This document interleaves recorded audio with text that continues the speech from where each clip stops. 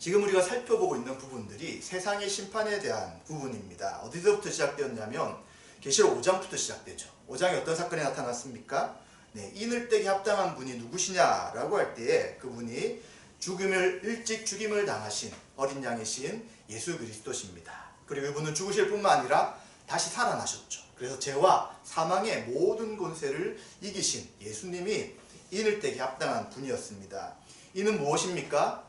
하나님의 세월부터 재림까지의 모든 하나님의 구속의 역사가 이제 진행되어 나가는데, 이 구속의 역사 가운데 두 가지가 있었죠. 심판과 구원입니다. 이제 이 일들이 구체적으로 이루어지게 되는 것이 인심판 가운데, 인을 뗀다는 것 가운데 나타나게 되는 것이죠. 그런데 문제는 이제 6장부터 16장까지가 첫 번째가 인심판, 두 번째가 나팔심판, 세 번째가 대접심판인데 7가지씩 이루어져요. 그렇다면 이 심판이 역사적인 시간 순으로 쭉 이어가는 것인가, 아니면 인, 나팔, 대접이 반복되는 것을 표현한 것인가, 똑같은 사건인데 반복적으로 설명하는 것인가, 이런 것에 대한 좀 헷갈림 아니면 질문이 생길 수 있습니다. 저는 이 부분을 어떻게 이해하냐면 시간 순으로 진행되는 것이 아니라 인, 나팔, 대접은 똑같은 사건을 반복한다고 이해하고 있습니다. 다르게 표현하면 초림과 재림 사이에 있을 하나님의 심판과 구원에 대해서 다양한 방식으로 설명하고 표현해 준다는 것이죠. 그럼 인심판은 어떻게 되느냐 할 때, 인심판은 기근, 전쟁, 그 다음에 전염병, 이런 것들을 이야기할 때 예수님께서 말씀하신 말세의 징조와 굉장히 연결됩니다. 그래서 복음서에 나타난 마지막 때 있을 일들이 어떻게 되는가 라고 했을 때 그 부분에 대한 관점으로 인심판이 설명된다면, 나팔과 대접심판은 출애굽에 나타난 10가지 재앙의 속성들이 나타나는 것이죠. 그래서 하나님께서 이스라엘 백성들을 출애굽시키기 위해, 해방시키기 위해서 바로와 애굽에 심판하셨던 그 모습이 7 나팔과 7 대접심판에 나타나는 모습이 되는 것이죠. 그래서 우리는 이 6장부터 16장까지의 인, 나팔, 대접, 심판을 이해하실 때에 시간적으로 계속해서 반복되는 것이 아니라, 시간적으로 가는 것이 아니라 같은 사건, 초림과 재림 사이의 사건이지만 이것이 반복되면서 점층적으로 강화된다고 이해하시면 됩니다. 왜 강화된다고 이해할 수 있냐면, 인 심판에서는 그 심판을 받는 대상이 4분의 1이었어요. 그런데 나팔에서는 3분의 1이 됩니다. 조금 더 커지죠. 그래서 점점 그 숫자가 확대되어 나가고요. 그리고 이제 이 대접 심판에서는 이 대상이 누구냐, 사단과 또 그 사단을 쫓는 자와 그리고 세상의 악한 나라들에 대한 심판으로 구체화되기 때문에 더 강화되고 더 그 심판이 어떻게 될지 구체적으로 나타나는 그러한 차이도 있다는 것을 우리가 생각하시면 되겠습니다. 오늘은 제8장에 있는 7재인 심판과 또 4개 나팔 심판을 살펴보면서 하나님의 공의로운 심판이라는 제목으로 함께 은혜를 나누고자 합니다. 오늘 읽었던 이 8장을 두 부분으로 좀 나눌 수 있죠. 크게 1절부터 5절까지는 이제 마지막 7재인을 떼시는 사건이 나타나고요. 그리고 6절부터 13절은 이제 7재인으로 바로 이어지는 것이 나팔 심판인데, 그 나팔 심판의 4가지가 나타나는 것으로 전체 큰 흐름을 우리는 이해할 수 있습니다. 먼저 1절부터 5절에 보시면 마지막 7재인을 떼시는 사건이 기록이 되는데, 7재인을 떼게 될 때 이 7인을 떼시는 분은 어린 양이신 예수님이죠. 근데 시간이 단시간쯤 고요했다라고 합니다. 하늘이 갑자기 고요해지는 거예요. 어떤 것을 생각할 수 있습니까? 폭풍 전야를 생각할 수 있는 것이죠. 폭풍이 불기 전에 온 땅이, 바람도 잔잔한 그런 상황처럼 하나님께서 이제 심판할 시간이 가까웠다, 드디어 심판할 때다 하는 것을 보여줍니다. 또 한편으로는 성도들의 기도를 하나님께서 들으시고 이제 그 기도에 대해서 하나님이 듣고 계신다는 것을 표현하는 방식도 될 수 있습니다. 하나님께서 모든 것들을 잠잠케 하시면서 이제 내가 순교당한 성도들의 부르짖음을 들었고 이제 그 들은 것을 실행하겠다 하는 강한 의지가 표현되는 그러한 모습이다라고 이야기해 줄 수 있습니다. 이러한 상황 가운데 요한은 한 가지를 보게 됩니다. 2절에 보시면 하나님 앞에 7 천사가 서 있는 것을 보게 되는데, 이들이 무엇을 받냐면 7 나팔을 받게 됩니다. 이제 나팔이 나타나는데 나팔이 무엇이냐라고 할 때 구약에 보시면 나팔은 전쟁이 시작된다, 전쟁을 준비하라 라고 할 때 나팔을 불게 됩니다. 또 하나는 하나님의 심판이 임했다라고 할 때 나팔이 나타나게 되는 것이죠. 그래서 이러한 상징을 볼 때 계시록에 나타난 나팔 심판도 하나님의 심판이 임하고 있다는 것을, 심판이라는 것을 보여주기 위한 상징적인 표현이다 라고 말할 수 있습니다. 그리고 요한은 또 다른 천사를 보게 됩니다. 이 천사는 제단 곁, 하나님의 제단 곁에 서 있는데 금 향로를 가지고 있고 또 많은 향을 받았다라고 이야기하고 있습니다. 그리고 이 향의 연기가 하나님 앞에 올라가고 있고, 그리고 그 금제단 앞에 이 향과 기도를 함께 드린다라고 이야기합니다. 이것이 무엇입니까? 향은 성도들의 기도, 모든 성도들의 기도가 하나님 앞에 응답받는 것 같은 그런 것을 묘사해 줍니다.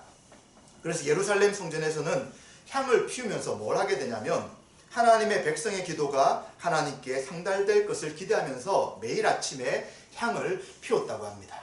그래서 이 향과 함께 성도들의 기도가 함께 천사를 통해서 대접을 가지고 하나님 앞에 드려지고 있는 것을 우리는 생각해 볼 수 있는 것이죠. 그런데 천사가 이제 향과 함께 기도가 드려진 다음에 제단에 불을 담아서 땅에다가 쏟는 그러한 모습을 보게 됩니다. 에스겔서 10장 2절에 보시면 너는 구름 밑에 있는 바퀴 사이로 들어가 그 속에서 숯불을 두 손에 가득 움켜가지고 성읍 위에 흩어라 라는 말씀을 하고 있습니다. 이것이 그 당시가 어떤 내용이냐면 회개하지 않는 이스라엘 백성들, 특별히 예루살렘 성읍에다가 이 숯불을 뿌림을 통해서 그들에게 심판이 임한 것을 보여라 라는 것을 이야기하는 것입니다. 그래서 이제 이 불, 특히 땅에 대해서 하나님의 심판이 시작된 것을 보여주게 되는 것이죠. 그러면서 우레와 음성과 번개와 지진이 났다라는 표현을 하고 있습니다. 이 현상은 어디에서 일어나는 것입니까? 네, 땅이 아니라 하늘이죠.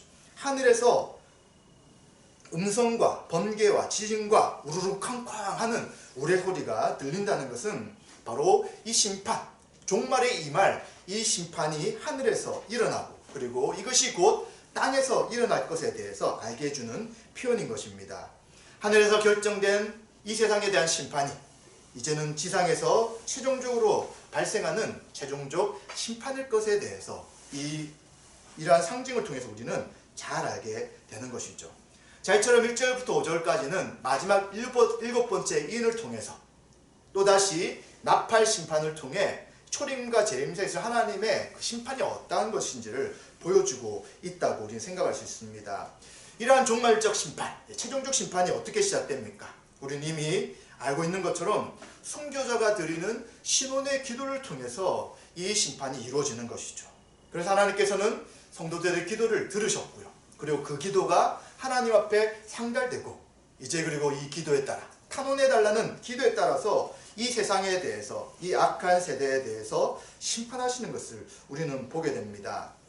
그렇기 때문에 성도들은 선을 위해 사는 기도, 하나님의 뜻을 구하기 위한 기도가 응답되지 않더라도 낙담할 필요가 없다는 것입니다. 하나님은 반드시 기도에 응답하시는 분입니다. 우리가 이 초대교회 성도들의 상황을 한번 보십시오. 90에서 100년 사이, 아니면 더 앞쪽으로 간다면 예수님이 순교하신, 예수님이 죽으시고 부활하신 AD 30년 그 이후로 간다면 거의 요한계시록 기록될까지 70년의 기간이에요. 성도들은 그때부터 계속해서 몇 세대에 걸쳐서 하나님 앞에 기도했을 것입니다. 하나님, 우리의 이 억울함, 하나님의 말씀을 지키고 예수 그리스도를 믿는 믿음으로 당한 고난을 갚아주십시오 하는 수십 년에 걸친 기도를 하였습니다. 그런데 이 AD 100년 정도에 이루어졌냐? 아니에요. 언제 이루어지느냐? 300년이 더 지나가지고 콘스탄티누스 황제가 야, 이제 기독교도 여러 종교 가운데 하나고 누구든지 믿을 수 있다 라고 선할 때까지는 로마에 사는 성도들, 소아시아 지역에 사는 성도들에게는 신앙의 자유가 없었던 것이죠. 수백 년에 걸친 기도가 드디어 응답된 것입니다. 근데 지금 어떤가요? 예수님이 오신 그때부터 지금까지 2000년의 시간이 지났어요. 이 수천 년의 시간 동안 얼마나 많은 성도들이 하나님 앞에 이 공의로운 심판을 해달라고 탄원하고 있었겠습니까? 그런데도 불구하고 아직 최종적 종말은 오지 않았습니다. 그렇기 때문에 우리는 낙담하고 하나님은 살아계신 것 같은데 나의 기도 안 들으신 것 아닌가, 하나님 우리 교회 기도는 듣지 않으신 것 아닌가 라고 낙담하면서 기도를 중지할 것이 아닙니다. 우리는 끊임없이 이 모든 세상의 주권자시고 통치하시고 다스리시는 그 하나님을 믿고 계속적으로 기도하고 하나님 앞에 신원하고 탄원해야 된다는 것을 우리는 기억해야 합니다. 그때 하나님은 공의로우신 분이기에 반드시 성도의 기도를 들으시고 하나님의 뜻 가운데 공의로운 심판과 또 은혜로운 구원을 행하신다는 것을 우리는 기억해야 되는 것입니다. 이제 6절부터 12절까지는 7번째 인 심판이 끝나고 그것과 맞물려서 이제 인을 떼면서 7 나팔 심판이 시작되게 됩니다. 6절부터 12절까지는 4가지의 나팔 사건이 나타나게 되는데, 첫 번째는 6절부터 7절입니다. 첫째 천사가 나팔을 불게 됩니다. 나팔은 하나님의 심판일 뿐만 아니라 하나님의 백성들에 대한 새 출애굽에 대한 소망을 보여주게 되는 것이죠. 빵 하는 나팔 소리가 들릴 때 이제 전쟁이 시작되는 것처럼 이제 이스라엘 백성들은 나팔 소리와 함께 애굽에서 탈출할 준비를 하는 것입니다. 그래서 마지막 10번째 재앙이 애굽에 내려질 때 모든 사람의 첫째 장자 그리고 모든 새끼의 첫째가 다 죽임을 당하는 심판이었어요. 그때 하나님께서 뭐라고 말씀하시냐면 이스라엘 백성들에게 옷을 준비하고 신을 신고 그리고 어린 양을 이제 죽이고 문 좌우에 피를 바르고 이제 그 어린 양을 속히 먹고 쓴 나물을 먹고 출발을 준비하라 라고 이야기합니다. 바로 마지막 심판 이후에 그들은 애굽을 탈출하기 때문입니다. 마찬가지로 이 나팔 심판은 이 땅에 대한 심판일 뿐만 아니라 하나님의 백성들이 이제는 이 세상에 속해 있던 이 죄와 사망의 권세를 벗어나 이제는 온전한 구원을 이루는 새로운 출발, 새 출애굽을 보여주는 것도 우리는 생각해야 합니다. 이 나팔을 불 때 어떤 심판이 일어나게 되냐면 7절에 피 섞인 우박과 불이 나오는 것을 보게 됩니다. 우리가 10번째 재앙 가운데, 출애굽의 10번째 재앙 가운데 몇 번째 일이 있었습니까? 네, 우박 재앙이 출애굽기 9장 13절 15절을 보시면 7번째 재앙으로 나타납니다. 계속해서 심판을 행하시지만 바로의 마음은 더 강팍해져요. 보내주겠다라고 하면서도 그들은 이제 마음을 닫고 이스라엘 백성을 보내주지 않습니다. 그때 우박 재앙을 통하여 하나님의 살아계심과 하나님의 공의로움이 드러나게 되는 것이죠. 마찬가지로 피 섞인 우박과 불이 땅에 쏟아지는데 땅의 3분의 1이 타버립니다. 그리고 땅의 3분의 1이 타버리니까 그곳에 있던 수목도 3분의 1이 타버립니다. 그리고 각종 푸른 풀도 타버리게 되는 것이죠. 이것은 어떤 것을 상징합니까? 만약 이거 실제로 이런 일이 생겼다면 곳곳에 지구의 3분의 1이 다 불타 없어져야 되죠. 그런데 이것은 상징적인 것이죠. 악한 이 세대, 하나님을 대적하고 자기가 주인되어 살아가고 왔는 그러한 악한 세대 가운데 이 땅에 살아가는 사람들의 삶의 황폐함이 표현되는 것입니다. 3분의 1이라는 것은 3분의 1이 아직 남았죠. 그래서 최종적 심판이 아니라는 것입니다. 그리고 3분의 1만 해를 입기 때문에 아직 이 땅에 살아가는 사람들 가운데 하나님의 일반 은총, 일반적인 은혜가 있어서 이들이 여러 가지를 누리면서 살아갈 수 있는 시기입니다. 그런데 무엇이 또 있습니까? 이 모든 것들을 사람들이 누리지만 그러나 여전히 죄로 말미암아 그 죄의 결과들이 나타나게 되고요. 이것으로 인해 하나님의 심판이 이 세상에 임하는 것을 첫 번째 나팔을 통해서 우리는 알게 되는 것입니다. 이제 8절 9절엔 둘째 천사가 나팔을 불게 되는데 불붙는 큰 산과 같은 것이 바다에 던져집니다. 바다의 3분의 1이 피가 되어버리고요. 그리고 바다 가운데 생명을 가진 피조물의 3분의 1이 또 죽게 됩니다. 자연계에 대한 심판을 묘사하고 있죠. 그것뿐만 아니죠. 그 배, 바다에 있던 배의 3분의 1이 깨어지면서 자연계에 있는 피해가, 자연계에 대한 심판이 인간에게도 피해를 입히게 되는 것을 보게 됩니다. 이것을 좀 그림으로 한번 생각해 본다면 불붙는 큰 산과 같은 것이 바다에 떨어진다 할 때 어떤 것이 상상이 됩니까? 화산 폭발 같은 것이 우리는 그려지게 됩니다.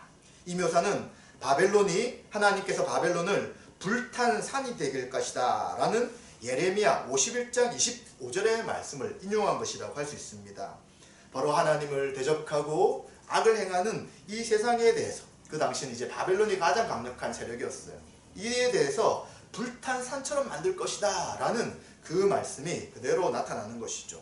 또 출애굽기 7장에 보시면 모세 시대에 나일강이 피로 변한 사건이 나타납니다. 이것이 첫 번째 심판이었어요.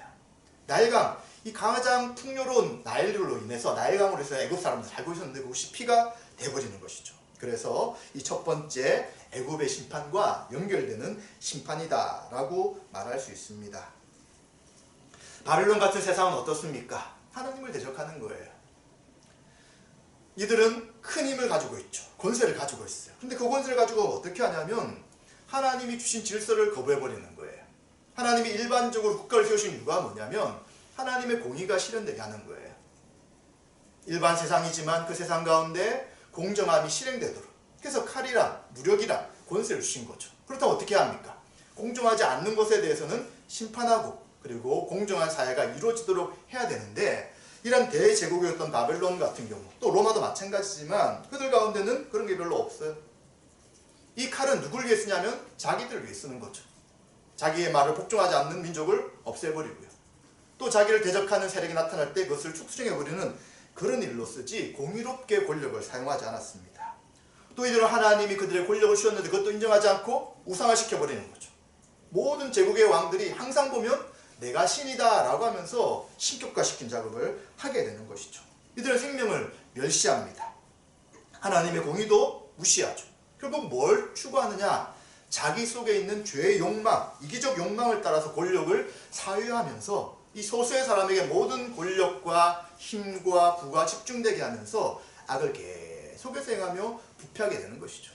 그래서 이러한 나라들이 그리고 독재 정권이 권력을 가진 자들이 부패해 나가면서 결국 그 밑에서 또 혁명이 일어나서 또 망하고 또 그들이 좀 지나다가 또 마찬가지 삶을 살다가 망하고 이런 것들이 계속 반복되는 것이죠. 그래서 하나님은 하나님의 통치 가운데 주신 권력을 제대로 쓰지 않던 바벨론에 대해서 하나님이 심판하시겠다라고 하는 것처럼 이 바벨론과 같이 제국으로 대표되는 세상 나라에 대해서 특별히 이 당시에는 로마일 수 있고요. 또 지금은 다른 여러 권력자들일 수 있고요. 그들에 대해서 세상 나라에 대한 심판을 표현하시는 은유적 표현이다라고 말할 수 있습니다.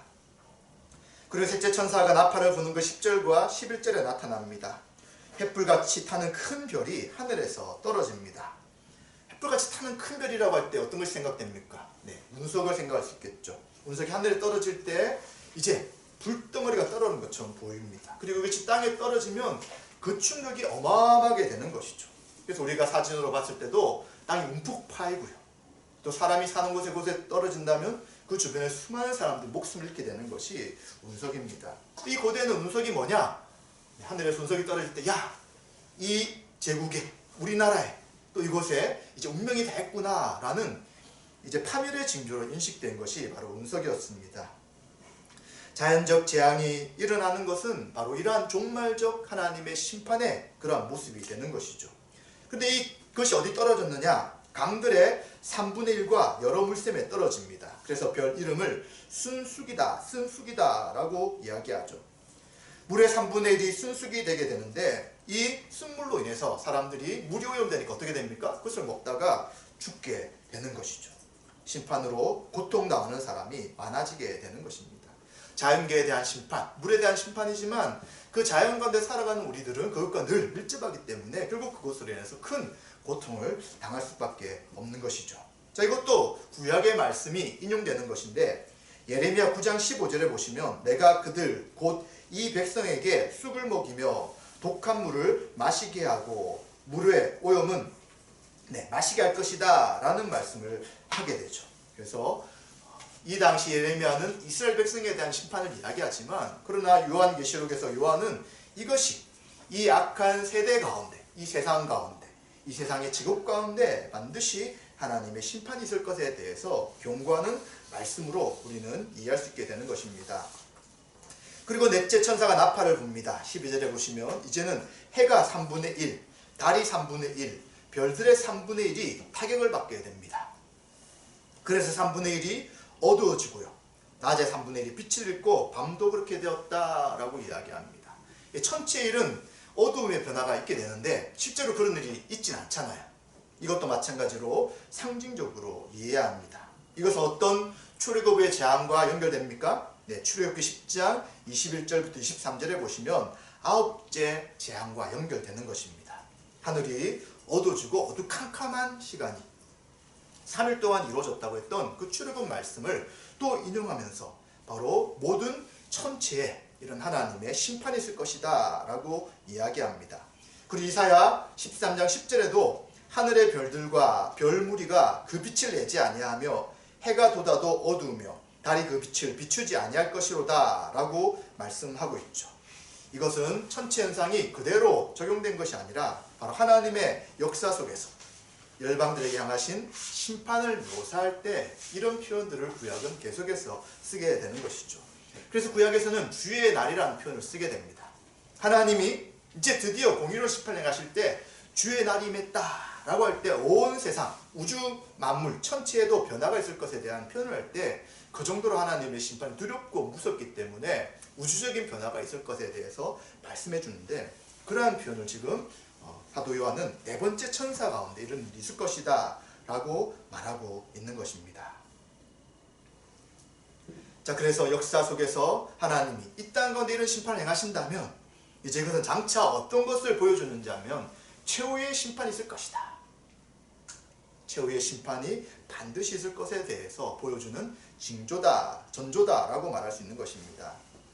자, 이렇게 네 천사들이 나팔을 불게 되면서 초림과 재림사에 있을 하나님의 심판이 어떤 형태로 진행될 것인가를 보여주었습니다. 그런데 13절에 이제 요한이 또 무엇을 보게 되냐면 공중을 날아가는 독수리를 보게 됩니다. 근데 독수리가 큰 소리를 외칩니다. 땅에 사는 자들에게 화, 화, 화. 이것이 무엇입니까? 독수리는 죽음과 파멸의 징조죠.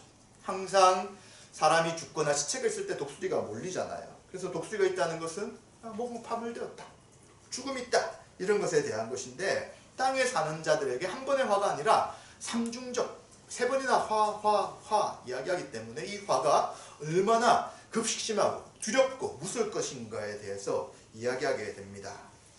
땅에 사는 자들이라고 말하기 때문에 하늘에 있는 자들, 우리 교회와 성도들과는 대조적인 표현입니다. 하늘에 있는 자들은 하나님을 섬기고요, 그리고 예수 그리스도를 믿는 믿음으로 숭배하며 하나님의 뜻대로 살아가는 고난을 당하는 자들인데, 땅에 있는 자는 어떻습니까? 하나님을 대적해요. 하나님의 말씀을 거부합니다. 스스로가 왕이 됩니다. 그러면서 이 세상의 질서 가운데 살면서 하나님을 없다고 하는 그런 어리석은 자들이 바로 땅에 있는 자들입니다. 이제 이러한 땅에 있는 자들은 성경에 뭐라고 하냐면 짐승에게 경배하는 거예요. 그렇죠. 하나님을 섬기지 않고 땅에 어떤 세력이 나타날 때 그 짐승에게 경배하고 추종하게 되는 것이죠. 그리고 이들은 생명책에 이름이 기록되어 있지 않는 자들입니다. 그렇기 때문에 이 최종적인 세 가지의 심판 가운데 이제는 이들에 대해서도 하나님이 심판하실 것이다. 사단과 그리고 세상의 권력과 그리고 그들을 따르는 세상 사람들에 대해서 하나님은 반드시 심판하실 것인데, 이 세 가지의 화는 너무나도 두렵고 무서울 것에 대해서 날아가는 독수리가 이제 경고하는 것을 우리는 보게 됩니다. 그래서 이 이야기를 들을 때, 야, 네 번째까지 이랬는데 다섯 번째, 여섯 번째, 일곱째 심판은 얼마나 두렵고 무서울 것인가 하는 것을 생각하게 되는 것이죠. 자, 이제 우리는 지난주부터 계속해서 이 심판에 대한 말씀을 듣다 보니까 아무리 좀 마음이 담대한 사람들이라도 좀 두려움이 생길 수 있어요. 야, 이런 심판이 초림과 재림사에 계속해서 일어난다면 우리 성도들이 안전할 수 있을까? 또 한편으로는 하나님이 만드신 세상에 대해서 하나님이 심판하신다는 것이 과연 정당한 것인가? 지금 우리는 이런 정당성에 대해 많이 생각하잖아요. 아무리 신이라도, 아무리 하나님이 세상을 창조하셨더라도 이렇게 심판하는 것이 정당한 것인가 하는 의문을 우리는 가질 수 있습니다. 그런데 우리는 이것에 대해서 분명히 성경에서 말씀하시는 성경적 관점을 가져야 될 것입니다. 지금 우리는 세상의 문명이 계속해서 발전되었습니다. 최초의 문명이 메소포타미아 문명이라고 이야기하고 수천 년 전부터 그곳에서 문명이 발달되어서 이제 국가가 이루어지고 제국이 형성되고 또 수많은 나라들도 이루어졌습니다. 그래서 본다면 하나님의 사람들, 하나님을 의지하는 사람들보다 이 땅에 속한 사람, 사람에게 속하는 자들이 훨씬 더 이제 많은 문명과 기술을 발전시켜 나가는 것을 보게 됩니다. 이것은 창세기에 있는 말씀과도 굉장히 연결되는 것이죠. 네. 가인의 후손이 훨씬 세상의 문명을 더 발전시킨 일에 힘쓰게 됩니다. 그런데 이들은 이러한 문명을 발전시키고 기술이 발전시켜 나가지만 누가 결국 왕이냐 할 때 자신이 왕인 거예요. 절대 하나님을 왕으로 인정하지 않습니다.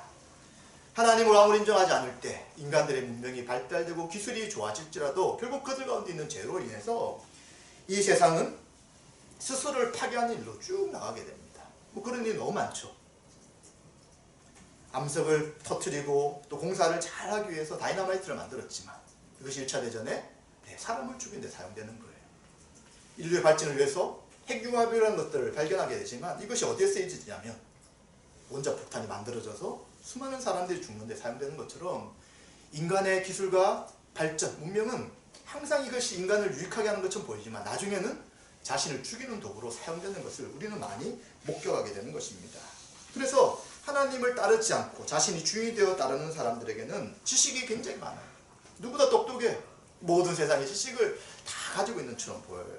그리고 그들이 지식을 가지고 있으니까 부가 그들에게 집중되는 것이죠. 그 세상적 방식을 익히고 그것을 위해 살아가니까 우리보다는 훨씬 더 또 그것이 없는 사람들보다는 부가 잘 지어지게 되는 것입니다. 또 그뿐만입니까? 이 부가 있는 사람의 안락한 삶이 주어지는 거예요. 편안하게 살 수 있어요. 뭔가 누릴 수 있어요. 우리는 뭐 대기업에 속한 어떤 사람들이 아니잖아요. 근데 그곳에 있는 가족들의 삶, 후손들의 삶은 우리의 상상을 초월하는 거예요. 드라마나 영화 잠깐씩 나오지만 실제 우리가 경험할 수 없는 것들을 그들은 살아가는 것이죠. 그런데 이러한 모든 것이 다 있는 것처럼 보이는 그들에게 뭐가 있느냐? 하나님 형상이 계속해서 그들 가운데는 파괴되어 가는 거예요. 그러면서 따라가는 것이 돈도 많고 지식도 많고 그리고 편안함이 있지만 그들은 고통 가운데 살 수밖에 없는 것을 보게 되는 것이죠. 인간이 죄로 인해 가지게 된 기본적 고통은 어떤 사람들도 피할 수가 없는 것입니다. 그런데 성도와 교회는 어떻습니까? 세상의 질서를 따르지 않아요. 왜요? 하나님이 창조주십니다. 하나님 온 세상을 만드신 왕이세요. 그리고 그 왕이 다스리고 계십니다. 주인이시죠. 그렇다면 그분의 기준과 뜻이 분명히 있는 것이고요. 그 하나님 만드신 세상은 하나님의 질서 가운데 참된 샬롬이 있도록 하신 것입니다. 그리고 우리는 그 하나님을 예배하며 순종하며 살아갑니다. 그런데 그렇지 않은 사람들이 우리의 삶을 보았을 때 어떻습니까? 참 어리석죠. 야, 저렇게 하는 것이, 저렇게 하나님을 믿는 것이 저들에게 무슨 유익이 있지? 돈이 될까? 그리고 심지어 위안만 주는 것이지 저 보이지 않는 신을 왜 저렇게 어리석게 있다고 생각할까? 라고 합니다. 그런데 신자들은 살아계신 하나님으로 인하여 우리의 신령이 새롭게 변화되고 예수 그리스도의 보혈의 능력을 통해 이제 우리는 거듭나 하나님이 기뻐하시는 의로운 삶을 살아가게 되는 것이죠. 그렇기 때문에 신자의 삶에 예수님부터 계속해서 이야기하시는 것이 핍박을 당하고 고난을 당한다는 것을 이야기해 주고 있습니다. 그래서 하나님께서는 반드시 세상에 대해서 하나님을 따르는 자와 하나님을 따르지 않는 자가 있을 때에 이 두 부류가 있기에 구원과 심판을 반드시 행하는 것이죠. 그 시간이 초림과 재림 사이에 계속해서 흘러가고요. 이제는 최종적 종말을 향해서 더 가까이 다가가고 있다는 것을 우리는 기억해야 되는 것입니다. 그렇기 때문에 하나님이 세상을 창조하셨고 다스리는 주인이시라면 하나님이 행하시는 심판은 공의로운 심판이라고 생각해야 되는 거예요. 자신이 만들지도 않았어요. 그리고 자신의 어떤 질서도 유지시키지 않아요. 그리고 그 질서 가운데 사는 자에게 참된 행복과 복을 주지도 않아요. 그러면서 심판하는 것은 공정하지 않는 것이죠. 그러나 하나님은 공의롭게 그리고 모든 것들에 대해서 인내하시고 기다리시고 은혜를 베푸시면서 하나님이 누구신지를 알리시고 그 뜻대로 살도록 하시기에 그 통치를 거부한 자들에 대한 심판은 공의로운 심판이다 라고 말할 수 있다는 것입니다. 그렇다면 이 공의로운 심판 가운데 있는 교회는 어떻습니까? 인, 나팔, 대접의 심판은 대상이 교회가 아닌 것을 우리는 분명히 확신해야 합니다. 이 심판에서는 누구를 그 심판에서 피하게 하십니까? 이마에 하나님의 입맞은 자들은 피하라고 합니다. 그 입맞은 자들은 하나님을 믿는 믿음과 예수 그리스도의 피로 인해서 구속받은 자라고 분명히 이야기하는 것입니다. 그래서 이 심판에서는 교회는 제외되는 것이죠. 나팔 심판은 어떻습니까? 출애굽의 상황을 본다면 애굽의 심판은 같은 지역에 있었을지라도 하나님은 이스라엘 백성을 보호하셨어요. 거의 같은 지역에는 없었지만 애굽에 사는 사람들과 이스라엘은 고센에 살았기에 흩어져 따로 있었지만 이 심판은 이스라엘 백성들이 한 것이 아니라 애굽에 한 분명한 심판이었습니다. 그러면 우리도 세상을 살아가지만 이 세상에 대한 심판 가운데 우리가 안전하지 않는가? 아무런 어려움 있지 않아야 되는가? 라고 생각할 때 그렇지 않죠. 왜냐하면 이 피조 세계에 대한 심판, 우리는 이 땅 가운데 살고 있기 때문에 그 심판이 있을 때 우리도 영향을 받을 수 있다는 것입니다. 그러나 대상이 믿는 자가 아니라 하나님의 통치를 거부하는 세상이 심판의 대상인 것을 우리는 반드시 기억해야 되는 것이죠. 그렇기 때문에 하나님은 이 심판이 공의의 심판이 될 수밖에 없다는 것입니다. 그럼 하나님을 제대로 알지 못하고 또 그것을 보여주지 않았는데 어떻게 우리가 알 수 있습니까? 라고 하지만 로마서는 뭐라고 하냐면 모든 만물 가운데 하나님이 누구신가 드러난다고 이야기합니다. 그래서 어떤 사람도 하나님이 계시잖아요. 나는 전도를 받지도 못했고 나는 예수님이 누구신지 알지도 못해요 하는 것이 소용이 없는 것입니다. 그리고 또 한 가지 증거는 우리 가운데 양심이 있다는 것입니다. 그 양심이 계속해서 바른 길을 증거하지만 그러나 우리는 실제로도 양심대로도 살지 못합니다. 그래서 어떤 누구도 나는 죄가 없어요, 난 억울해요 라고 말할 수 있는 것이 아니라 다 그 하나님의 심판에 적합하고 합당할 수밖에 없다는 것을 우리는 기억해야 되는 것이죠. 그렇다면 교회는 왜 그곳에서 피해집니까? 도대체 믿는 사람이 얼마나 도덕적으로 살았길래 또 그 사람들이 얼마나 이 세상의 문명에 기여했기에 그 사람도 하나님의 심판에서 면할 수 있느냐라고 누가 묻는다면 우리 뭐라고 합니까? 우리도 그 심판에서 피할 수 없는 자들입니다 라고 말해야 되는 것이죠. 근데 왜 피합니까? 우리의 공로가 아니죠. 예수님이 하나님의 모든 율법을 순종하시고 하나님의 모든 말씀에 순종하신 온전한 의를 가지고 계신 그 예수님이 우리를 대신해서 형벌대속적 죽음을 대신 죽으신 거예요.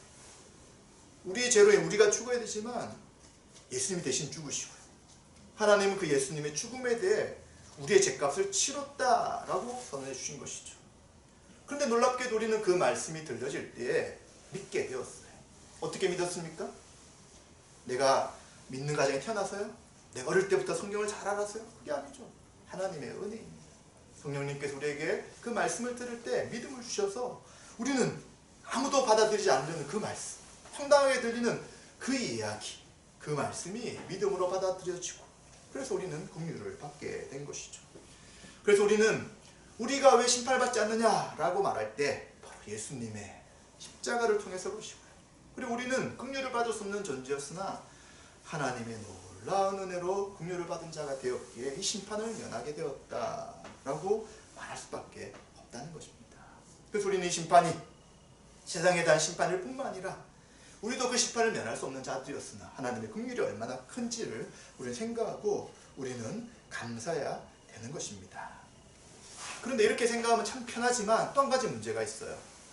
지금 여러분 어린 친구들 혹시 초등학생, 중학생들과 좀 대화하신 적 있나요?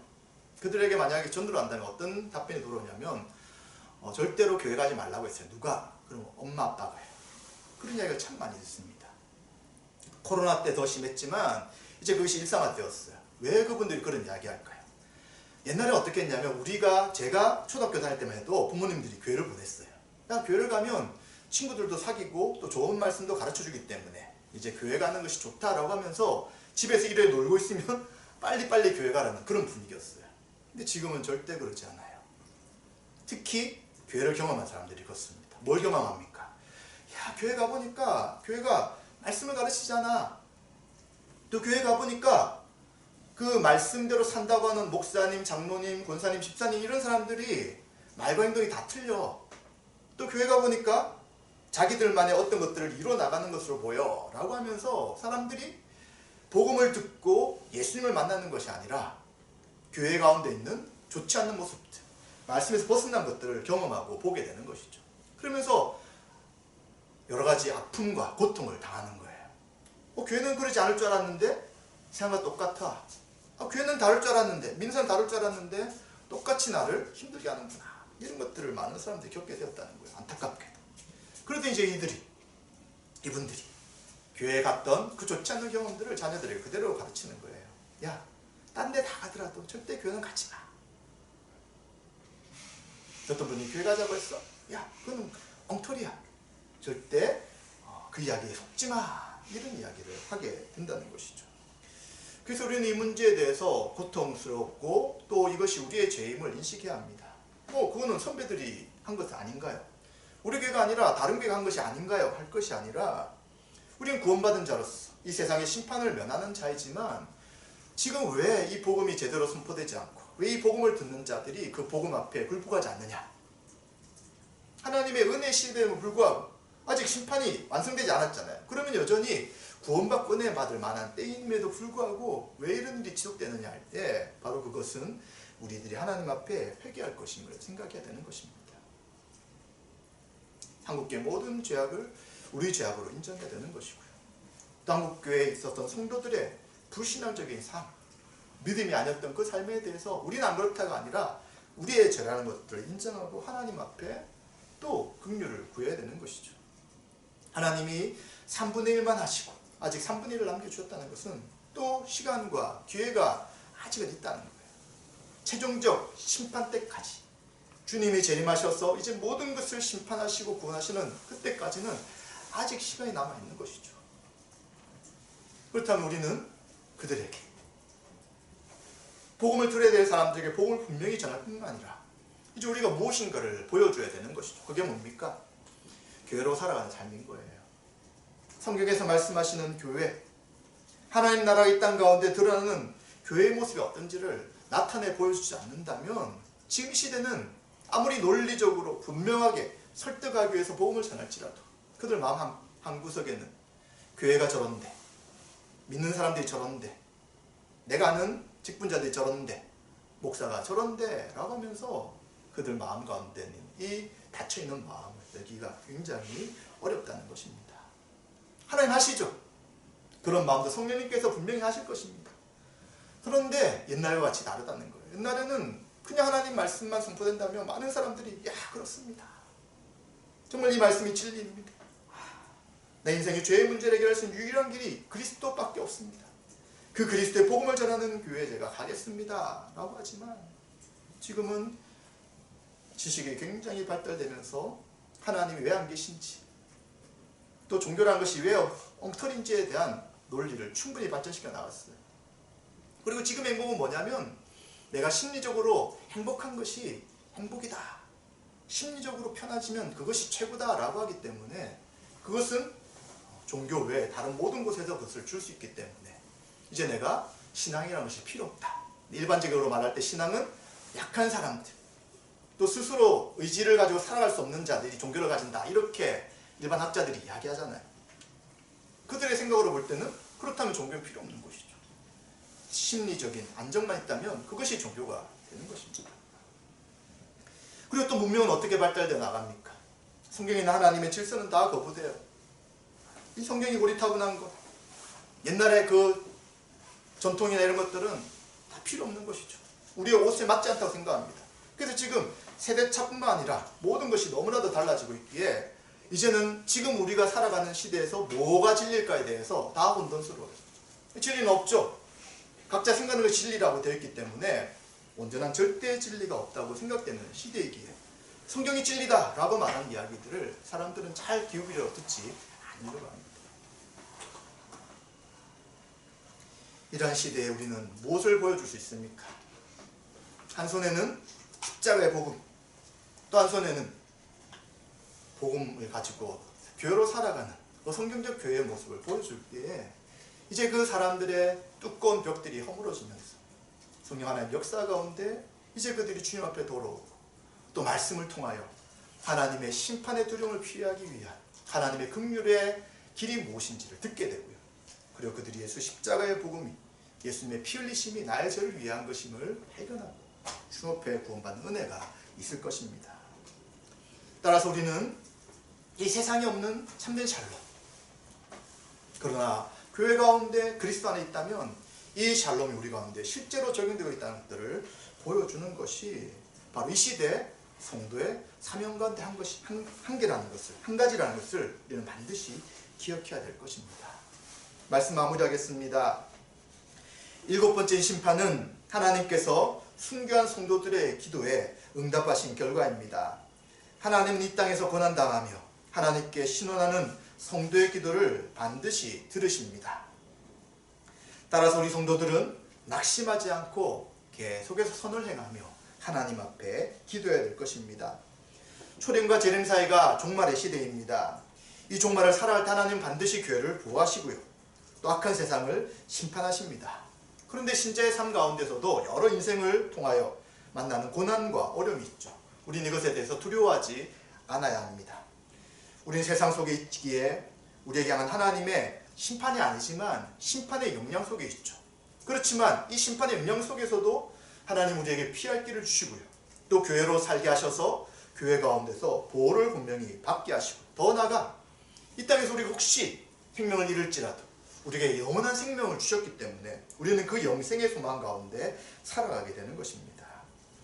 우리는 육체가 없어질지라도, 육체가 죽을지라도 새 창조를 통해서 온전한 하나님 나라를 회복하시고요, 이제 주님이 재림하셨을 때에 육체를 부활케 하셔서 이제는 하나님과 함께 아픔과 눈물과 고통이 없는 그 온전한 하나님 나라 가운데 살도록 하신다는 것이죠.